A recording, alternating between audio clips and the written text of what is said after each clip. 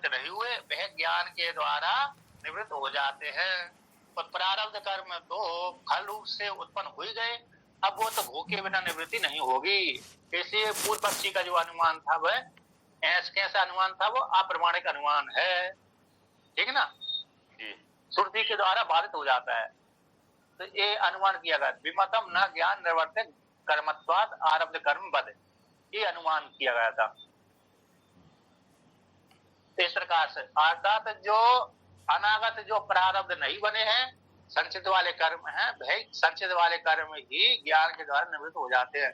अतीतम ही इतरत, तो अतीतम ही इतरत का अर्थ हो गया जो प्रारब्ध कर्म बन चुके हैं वो तो भोग के द्वारा ही कैसे अरे उनका निवृत्ति होगी, और जो भविष्य में क्रियमाण कर्म होंगे उनका फल तो विद्वान को प्राप्त होता ही नहीं है। अब आगे वर्णन करते हैं, किंचा नाचा विपरीत प्रत्यय विद्यावता उपपद्यते। जो पहले वर्णन किया था कि अरे विद्वान को विपरीत प्रत्यय की उत्पत्ति देखी जाती है। विद्वान में कौन में? ब्रह्मवेत्ता में, है ना। अरे ब्रह्म ज्ञान हो गया, ब्रह्म ज्ञान हो जाने के पश्चात भी उसमें कभी राग द्वेष देखे जाते हैं, जी देखे जाते हैं ना। कभी कभी देखा झगड़ा कर लेता है।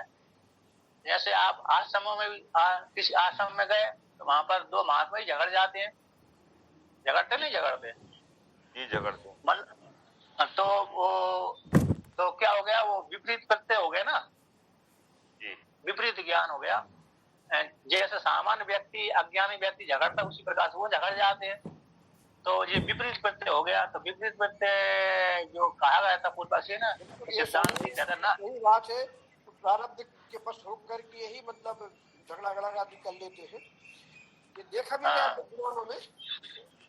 मैं सर के नॉलेज के लिए एक बात बताना चाहता हूँ यहाँ पर, प्रासंगिक है लिए अगर स्वामी जी कहें तो। हाँ सर, ये विद्यावती मलैया जो पहले डीएससी थी, तो एक लेक्चरर उनके घर गए मिलने के लिए, तो ऐसी आम महिलाओं की तरह लड़ रही थी जैसे सब्जी भाजी बेचने वाली हो। यानी इतने बड़े पद पर होकर भी मतलब वो बना रहता है। कई लोगों प्रारब्ध का ही कहना चाहिए उसको, जो स्वभाव बन जाता है वो नहीं छूटता ना। हाँ, बहुत कठिन होता है। तो बहुत जगह देखा है, बहुत है बड़े बड़े अफसर, जैसे बड़े बड़े अफसर अरे घर में, बाहर तो नहीं झगड़ते, घर में तो झगड़ ही जाते हैं। उसमें क्या, जो नौकरी करने जाते हैं ना बड़े बड़े, जैसे मंत्री के नीचे IAS PS जो नौकरी करते हैं ना, अब वो मंत्री आदि के सामने नहीं झगड़ते, किंतु घर में जाकर तो अपनी पत्नी आदि से झगड़ ही जाते हैं, नहीं झगड़ते। काम रहते स्वामी जी के ऊपर वर्कलोड बहुत रहता है, टेंशन रहता है, पॉलिटिक्स का भी। वहां पर तो नेताओं के सामने झगड़ते शांत बन कर रहते ना, तो घर में वो अपनी सारी जो नेताओं की जो झंझट सुनी थी, अन्य की झंझट सुनी थी, वो सारी झंझट परेशानी टेंशन कहाँ निकालते हैं? घर में आकर के पत्नी आदि इसके साथ निकाल देते हैं, नहीं है? ऐसे देखा जाता है। ना हो तो कैसे निकालेगा? पड़ोसी से निकालेगा। तो देखिए, अरे अब आगे कहते हैं, तो वर्णन करते हैं कि जो विद्या वाले के नाचा किंचा, और भी नाचा विपरीत प्रत्यय विद्यावता न उपपद्यते, विद्या वाले के जो विद्वान हो गया उसको विपरीत प्रत्यय की उत्पत्ति होती भी नहीं है। क्यों नहीं होती? तो उसमें हेतु देते हैं, निर्विषयत्वात्, अर्थात उसमें उसके मन में कोई विषय वासना उत्पन्न ही नहीं होती, अर्थात अपने में कोई कामना रखता ही नहीं है। विद्वान अपने में कोई आत्मा में कोई कामना रखता ही नहीं है। वो सारी कहता है कि ये सारे कामना तो मन के धर्म थे, मुझे में तो कोई कामना ही नहीं है, फिर कैसे विपरीत प्रत्यय की उत्पत्ति होगी? कहते अनभृते विषय विशेष स्वरूपम ही सामान्य मात्रम आश्रित्य विपरीत प्रत्यय अव्यभासमान उपपद्यते। क्योंकि अनभृत विषय विशेष स्वरूपम, जैसे अभृत नहीं हुआ ऐसे विशेष स्वरूप वाला जो सामान्य है, सामान्य मात्र प्रत्यय वाला है, सामान्य यानी अज्ञानी पुरुष में, अज्ञानी पुरुष को जैसे अज्ञानी पुरुष को आश्रय करके विपरीत प्रत्यय देखे जाते हैं, ऐसे अवभासमान उत्पद्यते, अवभासमान उत्पद्यते, अर्थात अब अवभासमान देखे जाते हैं।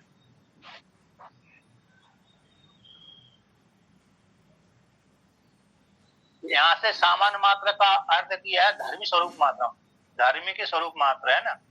धर्मी के 7 नंबर टिप्पणी दिया है, धर्मी स्वरूप मात्रम, अर्थात जिस विषय का किसका विषय, अनवधारण विषय, विशेष स्वरूप यश का, जिससे किसी विषय का अवधारण नहीं किया गया, ऐसे सामान्य मात्र ही, ऐसे सामान्य मात्र को आश्रय करके विपरीत प्रत्यय मात्र अवभासमान उपपद्यते, देखे मात्र जाते हैं विद्यमान में, ठीक है ना।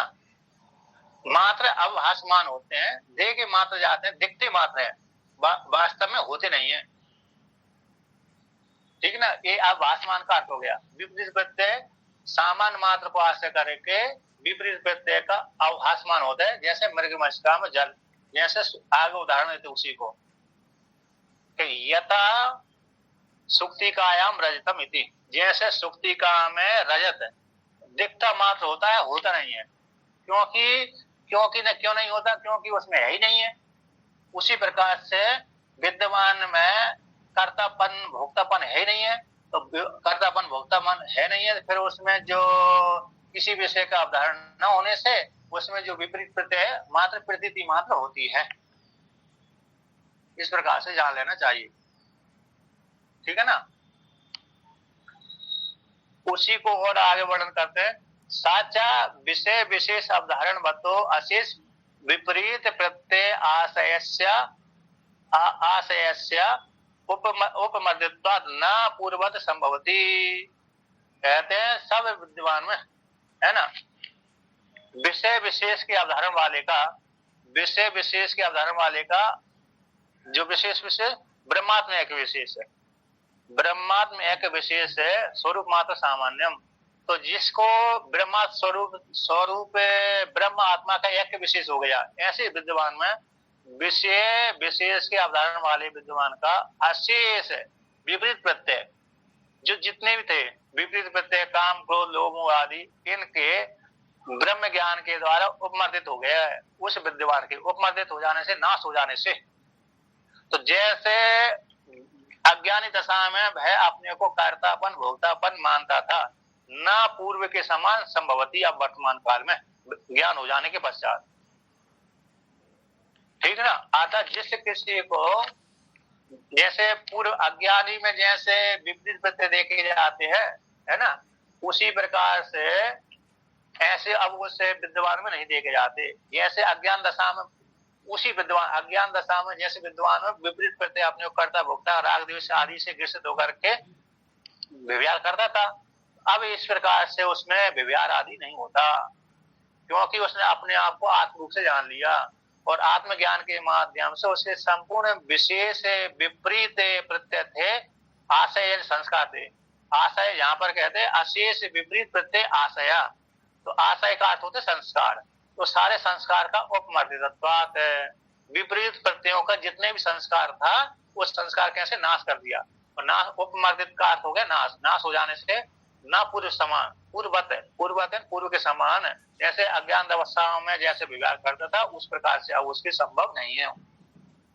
उदाहरण उसमें देते हैं, सुक्ति का आदौ सम्यक प्रत्यय उत्पत्ति पुनर्अदर्शनात्, जब तक सुक्तिका को अच्छी प्रकार से नहीं जाना तब तक उसको चाकचक्य को देख करके उसमें रजत की भ्रांति हो रही थी। जब सुक्तिका आदि से रस्सी आदि जान ले रही, तो सुक्तिका को अच्छी प्रकार से जान लिया, सम्यक प्रत्यय उत्पत्ति, उसमें अरे भय लोभ आदि की मृत्यु हो गई, एकाग्र पूर्वक उसको सुक्तिका को जाना, तो जानने के पश्चात पुनः उसमें फिर रजत की भ्रांति नहीं होती। जैसे रस्सी को हमने जान लिया कि ये तो सर्प नहीं है, जब तक नहीं जाना था तब तक तो भ्रांति हो रही थी कि सर्प है ना। अब किंतु रस्सी को अच्छी प्रकार से हमने जान लिया कि नहीं ये रस्सी है, सर्प नहीं है, तो जो दुखदुखी समाप्त हो गई, तो पुनः फिर दोबारा फिर रस्सी में फिर सर्प की भ्रांति नहीं होती। सुक्तिका में भस्म खाने लगता है स्वामी, जो भ्रम था उसका सीपी में चांदी का, हाँ हाँ सीपी को जान हाँ, लेने के बाद चांदी का भ्रम टूट जाता है। हाँ, चांदी का भ्रम टूट गया। सुक्ति का आपको अच्छी प्रकार जान लिया कि सुक्ति है तो सुक्ति का है जो अरे भस्म भी आती आयुर्वेद में स्वामी जी, जिसका नाम है मुक्ता सुक्ति भस्म। हाँ तो सुक्ति, अच्छा हाँ, सुक्ति बनाते हैं ना, औषधि के लिए वर्णन करते हैं। भस्मीभूत करके भस्म बनाते सुक्ति को। हाँ, क्योंकि वो सोने की भस्म है, चांदी की भस्म है, उसकी बनाते हैं। सभी की बनाते तो हैं, लौह सभी चीजों की भस्म बनती है, लौह भस्म सभी की हीरक भस्म सबसे महंगी है, हीरक भस्म। अच्छा अच्छा, हाँ तो उसको हीरा को जलाएंगे, इतने मेहनत करेंगे तो हीरा ही महंगा है कि नहीं? सबसे सस्ती राख है, चूल्हे वाली राख है कि नहीं, वो भी महंगी बेच रहे रामदेव जी महाराज बना बना। अच्छा अच्छा, कल एक दिन बता रहे थे रामदेव महाराज कि 56 किलो हीरा लग जाता मेरे को भस्म बनाने में 1 साल में, और स्वर्ण अच्छा अच्छा, कुंटलों में सोना खरीदना पड़ता है बोले भस्म बनाने के लिए। अच्छा अच्छा, सही सही। तो देखिए अब आगे कहते हैं कि अब पुनः वर्णन करते हैं, कहीं का विपरीत प्रत्यय देखे जाते हैं, उसको लेकर कहते हैं। तो कहते हैं क्वचित तु विद्याया पूर्व उत्पन्न विपरीत प्रत्यय जन संस्कार विपरीत प्रत्यय अभाषा स्मृत्या जायमाना विपरीत प्रत्यय भ्रांतिकम अकस्मात कुर्वन्ति। कहीं कहीं पर है ना, परोक्ष ज्ञान वाले में, परोक्ष ज्ञान वाले में 2 नंबर टिप्पणी में दिया, कहीं परोक्ष ज्ञान वाले में विद्या से पूर्व उत्पन्न, विद्या की उत्पत्ति से पहले विपरीत प्रत्यय से उत्पन्न होने वाले संस्कार है ना, जब अज्ञान दशा में उस अज्ञान दशा में बहुत से संस्कार पड़े हुए थे, उन संस्कारों से विपरीत प्रत्यय वाली, विपरीत प्रत्यय को भाषित करने वाली स्मृतियां उसकी उत्पन्न होती हुई स्मृतियां उत्पन्न होती हुई विपरीत प्रत्यय के भ्रांतिकम, विपरीत प्रत्यय की भ्रांति को अकस्मात कुर्वन्ति। अर्थात जैसे रस्सी में कभी पहले भी रस्सी को सर्प देखकर, रस्सी में सर्प जान करके डर जाता था, पहले डरा था कई बार।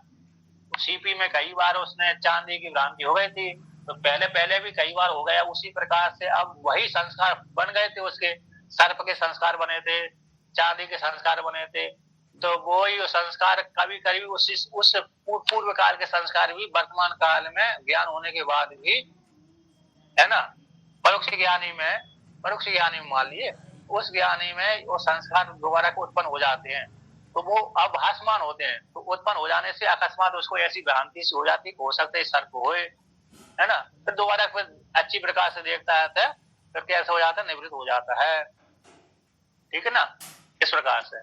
तो पूर्व में उत्पन्न अज्ञान दशा में, मतलब परोक्ष ज्ञान वाले में, विद्या से पहले जो विपरीत प्रत्यय से उत्पन्न होने वाले संस्कारों से विपरीत प्रत्यय उत्पन्न होती है, विपरीत प्रत्यय वाली जो स्मृतियां उत्पन्न होती हैं, तो वो स्मृतियों के माध्यम से ही विपरीत प्रत्यय की भ्रांति अकस्मात हो जाती है, इस प्रकार से। परोक्ष ज्ञान आधार है उचित, यहाँ पर कहते हैं सप्तमी परोक्ष ज्ञान आधार, यहाँ पर अरे सप्तमी अर्थ में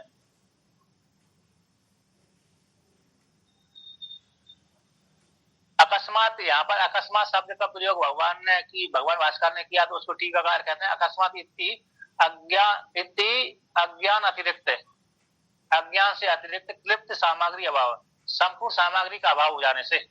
संपूर्ण सामग्री का पूरा अज्ञान नहीं है, संपूर्ण सामग्री मतलब अरे सूर्य भगवान के जैसे मंद अंधकार में अरे रस्सी में सर्प की भ्रांति होती ना, पूरे अंधकार में भी नहीं होती, पूरी प्रकाश में भी नहीं होती।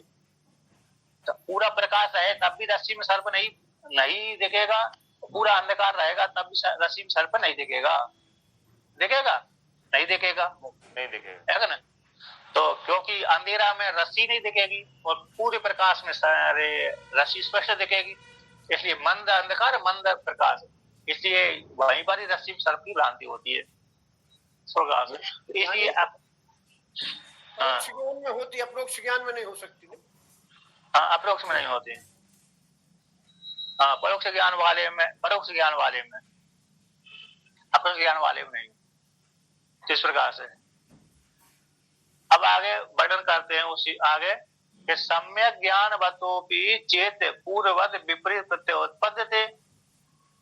कहते हैं सम्यक ज्ञान वाले में भी यदि पूर्व के समान विपरीत प्रत्यय उत्पन्न होते हैं, जैसे परोक्ष ज्ञान वाले में यहाँ पूर्व की पंक्ति में वर्णन किया था, परोक्ष ज्ञान वाले में विद्या की उत्पत्ति से पहले जो विपरीत प्रत्यय के संस्कार बन गए थे, उससे विपरीत प्रत्यय वाली स्मृतियां अकस्मात उत्पन्न हो जाते हैं, इसी डर जाता है व्यक्ति। हाँ, उसी को कहते हैं, जैसे उदाहरण देते हैं, यथा विज्ञात दिग् विभागस्य अपि अकस्मात दिग् विपर्यय विभ्रमा। जैसे विज्ञात दिग्, विशेष रूप से ज्ञात दिग् विभाग का, यद्यपि हम आज यहाँ पर सोए थे, दूसरे दिन मेहमानी में अथवा कहीं किसी दूसरे देश में चले गए, तो वहां पर दिग् विभाग का, दिशा वाला विभाग, दिग् विभाग यानी दिशा विभाग, तो दिग् का तो दिशा, दिशा के विभाग का अकस्मात दिग् विपर्यय भ्रम हो जाता है, होता नहीं होता है? जैसे हम अरे एक स्थान पे सालों से रह रहे हैं, हमको मालूम पड़ता है सूर्य भगवान इधर से ही निकलता है। अब अचानक हम किसी दूसरे में विवाह शादी में गए अथवा कोई दूसरे शहर में गए, घूमने के लिए गए, तो वहां पर हमको सूर्य दूसरी प्रकार से समझ में आया। सुबह सुबह उठते जी, है ना, तो हमने तो देखा कि हमारा तो इधर ही घर था, इधर सूर्य से निकलता था, किधर से निकल रहा है, पश्चिम से कहां निकल रहा है, ऐसा दिग् भ्रांति हो जाती है।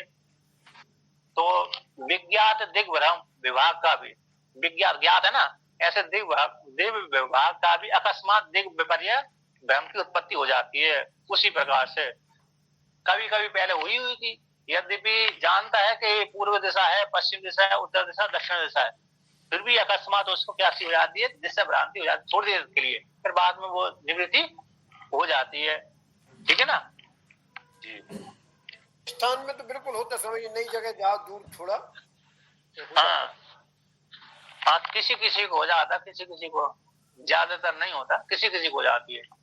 तो इसलिए अब आगे वर्णन करते हैं, सम्यक ज्ञान वाले को भी लेकर कहते हैं, कहते सम्यक ज्ञान तो अभी सम्यक ज्ञान वाले का भी यदि पूर्व के समान विपरीत प्रत्यय उत्पद्यते, विपरीत प्रत्यय उत्पद्यते, विपरीत प्रत्यय उत्पन्न होते हैं, तो सम्यक ज्ञाने अपि अविसंभात शास्त्रार्थ विज्ञान आदो प्रवृत्ति अंशा असमंजसा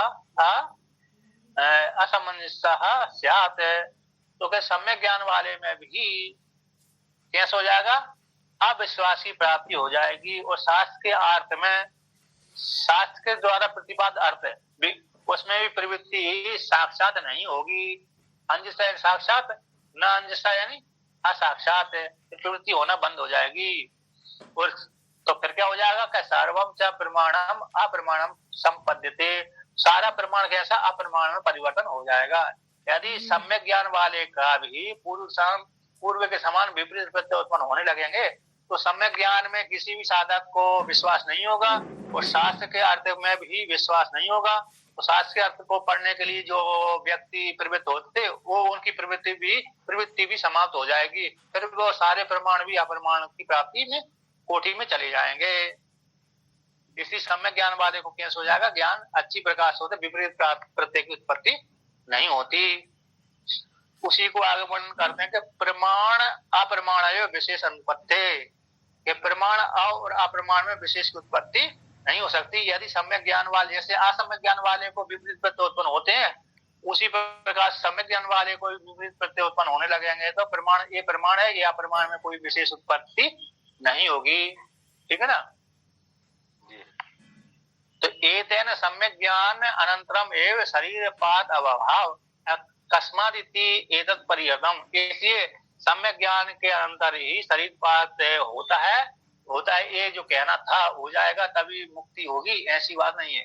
तो सम्यक ज्ञान के अंतर ही शरीर पात का अभाव है, इसलिए कस्मात् इत्यादि इस वाक्य के द्वारा परिहार कर दिया। यदि शरीरपात ज्ञान के द्वारा, सम्यक ज्ञान के द्वारा यदि शरीरपात हो गया, तो जीवन मुक्ति अवस्था जो शास्त्र है वो भी नष्ट हो जाएगा। तो ज्ञान प्राप्त करना क्यों चाहेगा? जब उन्होंने कहा कि ज्ञान प्राप्त होगा, मर जाएंगे तो कोई मतलब चाहिए, उसका उपयोग कब करेंगे? उपयोग भी नहीं हो पाएगा। दूसरा अरे अब विधेय केवल की प्राप्त नहीं, मोक्ष ज्ञान तो प्राप्त व्यापक हो जाएगा इस दृष्टि से तो कर सकता है, लेकिन अब मेरे लोक में कर लेता हुआ कोई नहीं, जीवन मुक्ति के लोक में नहीं करता, मुक्त व्यापक हो जाऊंगा इस लोक से ही करता है व्यक्ति, है ना? व्यापक हो जाऊंगा, मेरे को जन्म जन्मांतर की प्राप्ति नहीं होगी, इस हेतु से जीवन मुक्ति कोई लोभ नहीं है। जीवन मुक्ति तो काटना ही है, उसका तो कोई विकल्प नहीं है। वो तो अरे वो मैं व्यापक हो जाऊंगा, जन्म लेने की, जन्म और मरने में जो दुख होता है और बार बार जन्म लेना, बार बार मरना इत्यादि जो अपने आप में अरे कष्टदायक है, इससे निवृत्त हो जाता है। और व्यक्ति की मन की स्थिति वही बन जाती, भोगते भोगते भोगते व्यक्ति परेशान हो जाता है ना? वो साधना करते करते भोगते भोगते भोगते भोगते ऐसी मन की स्थिति बनी जाती है जैसे किसी स्त्री अथवा पुरुष को बहुत कहा कमल जोन जहाँ जन्मे नाही, मैं खगेश भ्रम भ्रम जगमाही, घबरा परेशान हो गए। हाँ, जैसे किसी स्त्री अथवा पुरुष को बहुत परेशान कर दो तो परेशानी को सहन करते करते करते वो ऊब जाते हैं, है ना? परेशान हो जाते हैं, कहते हैं अब इस जीवन से छुटकारा प्राप्त हो ही जाए। उसको इतना परेशान कर दिया ना किसी ने स्त्री अथवा पुरुष को, तो बहुत वो परेशान हो जाता है, बेचैन हो जाता है। इसी प्रकार से ये विद्वान भी भोगते भोगते भोगते परेशान हो जाता है, चाहे वो सुख वाले हो चाहे दुख वाले हो। मरते मरते जन्म लेते लेते भोगते भोगते भोगते मरते मरते परेशान हो गया, तो वैराग्य हो ही जाता है। उसको जन्म दुखम जरा दुखम जाया दुखम पुनः पुनः यही सब चलता रहेगा तो उसको बड़ा बुरा लगने लगता है कि यही कब तक करते रहेगा। खिन्नता हो जाती है। ये खिन्नता तभी आएगी जब हो जाता है। इसलिए तो स्वामी जी शादी में चैन दे देते हैं उसको, है? शादी के बाद बहुत बेचैन होता है व्यक्ति, इसलिए शादी में चैन दे दी जाती है। शादी में चैन? हाँ, चैन ये हाथ चैन शब्द नहीं, चैन शब्द तो अरे ये तो अभी अभी कलयुग में है, पहले तो नहीं था, पहले भी था चैन। हास परिहास है सब, अंग्रेजी में है चैन, हिंदी में तो अंग्रेजी में है। एक चैन दे दे, एक अंगूठी दे दे है। अंग्रेजी में चैन है। पहले का वर्णन मंगलसूत्र का तो मंगलसूत्र है ना, तो इसी प्रकार से हाथ परिहास कर देते हैं। हाँ, नहीं वो ऐसे मंगल सूचक शब्द तो आते हैं, है कि नहीं? तो पहले अरे ये चेन मतलब माला पहन, वरमाला आदि की भी वर्णन आता है, लेकिन सोने की पानी ग्रहण पानी ग्रहण का, हाँ, जो मुद्रिका आदि तो स्मृति के लिए दी जाती है कि नहीं? और सोने की जो है वो भी कभी कभी उपहार रूप में है, बाकी ऐसा वर्णन नहीं आता। चैन आदि दे देना मतलब अरे सोने की माला दे देना। चलिए, तो यहाँ पर कहते हैं कि सम्यक ज्ञान के अनंतर ही शरीरपात की प्राप्ति नहीं होती, अभाव होता है ना? इसलिए कस्मात इत्यादि जो वाक्य आए हैं इसके द्वारा परिहार कर दिया। कस्मात इति एतत्, इस वाक्य से लेकर के परिहार कर दिया। किस प्रकार से होगा? यदि शरीर छूट, ज्ञान के तुरंत ही यदि शरीर छूट जाए तो जीवन मुक्ति अवस्था की जो सांस है वो निवृत्त हो जाएगा, व्यर्थ जाएगा। तो इसी को वर्णन कर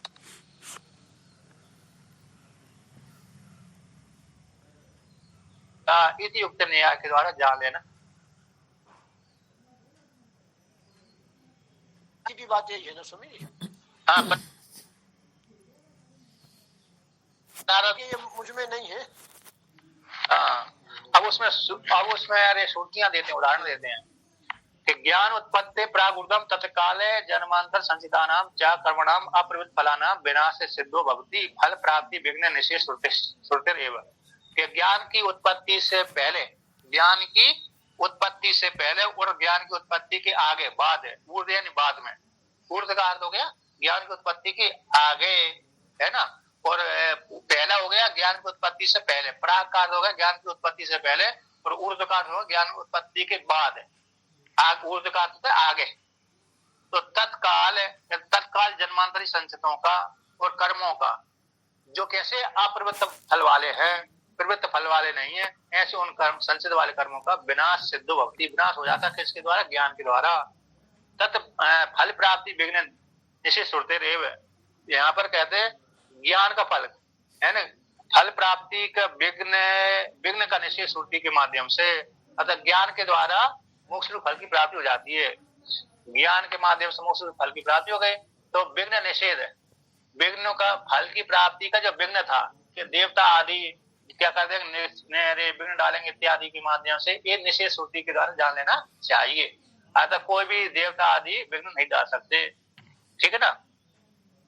और ज्ञान के द्वारा कैसे संचित वाले कर्म कैसे समाप्त हो जाते हैं, अब उसी को टीकाकार कहते हैं और भगवान भास्कर श्रुतियों के माध्यम से कहते हैं। कोई विघ्न नहीं डालते ना स्वामी जी। जिस काल में ज्ञान हो उसी काल में अवसर ही देवता को नहीं प्राप्त होता, और दूसरा देवताओं से भी आत्मा हो जाता है। देवता कभी भी ज्ञान में विघ्न नहीं डालते, बल्कि हमारे कर्म ही अकेले ऐसे होते हैं जो हमको परमात्मा बना देते हैं। मात्र कर्म ही है, देवता कभी भी विघ्न नहीं डालते। हाँ, तो संचित जो कर्म होते हैं वो हमारे कर्म ही ऐसे हो जाते हैं, तो देवताओं के ऊपर हम आक्षेप लगा देते हैं, मात्र इतना अकेला है। मिथ्या दोष लगा, हाँ, मिथ्या दोष लगा देते हैं। यदि भी हमारे कर्म खराब हो रहे हैं तो कहते हैं मैं बहुत पूजा करता हूँ, भगवान फल ही नहीं देते। अरे फल कैसे दे? भगवान तो फल देने के लिए उन्मुख ही है, तो आपके कर्म भी तो उसी प्रकार दे रहे हैं, भगवान ही तो भुगा रहे हैं, है कि नहीं। अब उसी को वर्णन करते हैं यहाँ पर, छियंत चास्य कर्माणि तस्मिन् निष्ठे परावरे, है ना। उससे विद्वान के सारे कर्म 6 को प्राप्त हो जाते हैं। तस्य तावदेव चिरम, कि विधेय केवल की प्राप्ति में उतनी देर है, तो तस्य तावदेव चिरम अध संपद्यते, अर्थ संपस्यते, है ना। इसके बाद फिर विधेय केवल की प्राप्ति हो जाती है। सर्वे पापमना प्रदूयन्ते, के सारे जो पाप है उसके नष्ट हो जाते हैं ज्ञान के द्वारा। तम विदित्वा न लिप्यते कर्मणा पापेन, कहते हुए विद्वान उस आत्मा को जान करके पाप रूप कर्म के द्वारा लिपायमान नहीं होता। एतम हा एव एति न तरता, कहते हुए इस विद्वान को ये संतप्त नहीं करते। तरता का अर्थ संतप्त, स्पर्श नहीं करते। कौन से नहीं करते? ये दोनों। न एनम तरता करते तपदा, कि मैंने ये खराब कर्म क्यों कर दिए और मैंने अच्छे कर्म क्यों नहीं किए। ये जो संताप है नहीं है, मैंने खराब कर्म क्यों कर दिया, ये खराब हो गया, और मैंने अच्छे कर्म क्यों नहीं किए, ये जो तो ताप है वो ताप इसको संबंध नहीं बनाते। एतम हा बाबा न तपति, इस विद्वान को, एनम है ना, इस विद्वान, एतम भी और एनम भी, इस विद्वान को ये संतप्त नहीं करते। मैंने एक खराब कर्म क्यों कर दिया, अच्छे कर्म क्यों नहीं किया, इस प्रकार से संतप्त नहीं करते। न विवेति को तच्छना, वह विद्वान किसी से भयभीत नहीं होता। इत्यादि श्रुतिभ्यः, इत्यादि श्रुतियों को जान लेना चाहिए।